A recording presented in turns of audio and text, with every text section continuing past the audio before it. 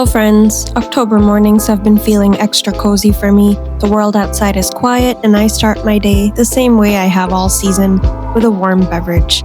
I grabbed a new mug from Dollarama actually, and how adorable is it?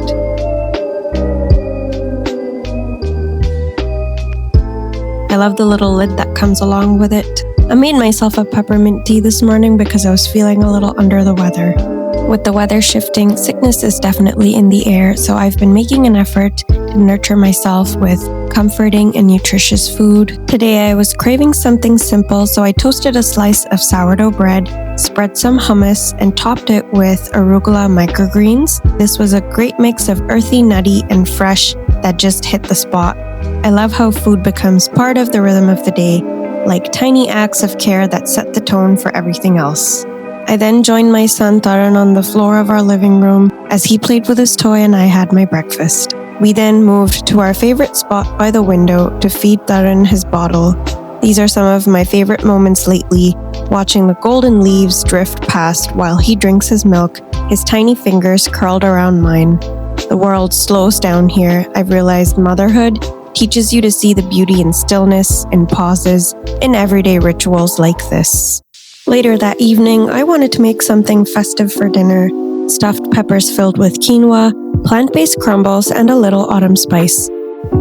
Quinoa is a great source of protein and fiber, so I washed and soaked 1 cup of quinoa in 2 cups of water. I also then seasoned it with about 2 tablespoons of taco seasoning, 1 tablespoon of garlic powder, and a teaspoon of red chili flakes. I then thinly sliced 1 clove of garlic, 1 small white onion, and 1 jalapeno. You can remove the seeds and stems within the jalapeno if you don't favor spice. I also chopped up 1 carrot and 1 stalk of celery to make sofritos, which is a foundational mixture of aromatics commonly used in Latin American cuisine, and that's the flavor profile that I was going for in this quinoa dish. I then put on the quinoa to boil in the back burner, as you can see, and then took a frying pan and warmed up about 1 tablespoon of olive oil to get the chopped veggies sautéed. You can of course opt for any other veggies that you like and add them into this recipe, but this is all I'll be adding today, and some other frozen veg later on in the recipe, as you'll see. I then turned the heat to high and let everything saute through until the onions had turned translucent. I seasoned it with a little bit of salt in between and kept going, especially until the carrots had cooked through. At this point, I also added in a pack of plant-based veggie ground and broke it down with the back of the spoon until it was evenly crumbled and dispersed. At this stage, it's optional if you want to season this dish further and add more flavor. I actually added in about a tablespoon more of the same taco seasoning that I used earlier. Our quinoa had cooked through, so I fluffed it with a fork and I only added about half the quinoa that I ended up cooking and reserved the rest to make a dish another day. Stir through until this is all well mixed and combined. And at this point, I added in about half a cup of frozen corn as well. I stirred the frozen corn kernels through and let this mixture cook further. Next up, we are going to carve little jack-o'-lantern faces into the sides of the peppers. This was a super fun activity, and if you have kids, they would especially enjoy this. I then misted the peppers with olive oil spray and then roasted them in the air fryer. And now they're ready for stuffing with our mixture prepared. When layering in the stuffing into the roasted pepper, I added some shredded cheese and topped it off with the same. Back in the air fryer, they went for just another couple of minutes to warm the cheese through and create a proper seal on the peppers. They came out looking cute and cozy, although not perfectly Instagram worthy. I served it with a side of roasted potatoes and some spicy mayo that I made by whisking together mayo with hot sauce. Overall, this was so fun and so tasty. It was the evening hours, dinner was ready, and I lit some candles around the house to set the ambiance. Our son Taran's bedtime rolled around, so we did his routine, and then Jason and I settled down. We opted for a witchy movie, but to be honest, it was dated and not that well done.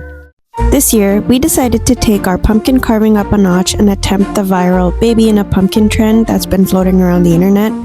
So we carefully cut out 2 little holes perfectly sized for my son Taran's tiny legs, or so we thought. Me having never done this before, my husband Jason took on the task of carving out the 2 holes for Taran's legs to go through. That did not look terribly difficult, so I thought I would give it a go and carved out the other hole for the other leg. For a few brief seconds, we had him sitting in the pumpkin, the cutest, most bewildered little baby pumpkin you've ever seen. He was a little confused, slightly unimpressed, and honestly, I can't blame him. The whole experience lasted maybe 10 seconds before we had to call it quits. Fun was definitely not had by Taran, but we appreciated him indulging his over-enthusiastic parents. We got our one quick photo, laughed about it, and decided that was enough pumpkin content for him this year. After his short-lived modeling debut, I flipped the pumpkin around and started carving the other side. I had done this little ghost design seen on Pinterest and decided to give it a try, sketching it out first, then slowly carving it out by hand. Believe it or not, it was actually my first ever pumpkin carving, and honestly, I had so much fun with it. There's something really nostalgic about seasonal crafts like this. It's a mix of creativity, coziness, and a bit of a mess. When I lit up the pumpkin later that night, the ghost came to life, glowing softly in the dark, the perfect little Halloween touch to end a very cozy October evening.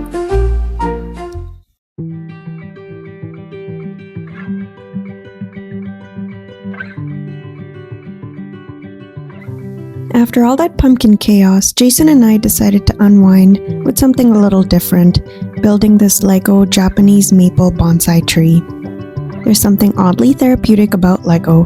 The quiet clicks, the tiny pieces coming together, the sense of progress as it starts to take shape. It's like meditation disguised as play. This one was a Japanese maple with the delicate orange leaves that somehow captures the feeling of fall perfectly. The baby was down for a nap, we made some tea, put on some cozy background music, and just built it piece by piece, branch by branch. It's funny how something as simple as Lego can become such a test of patience, communication, and teamwork. You quickly learn who reads the instructions carefully and who just wings it.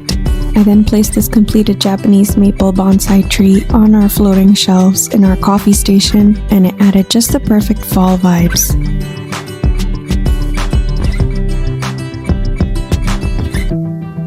The days are definitely colder, yet I still make the time to step outside, get some fresh air, even if it's just on our deck. I really enjoy seeing these golden trees, even though they shed all their leaves into our backyard. But the flecks of gold littering our grass is still such a pretty sight.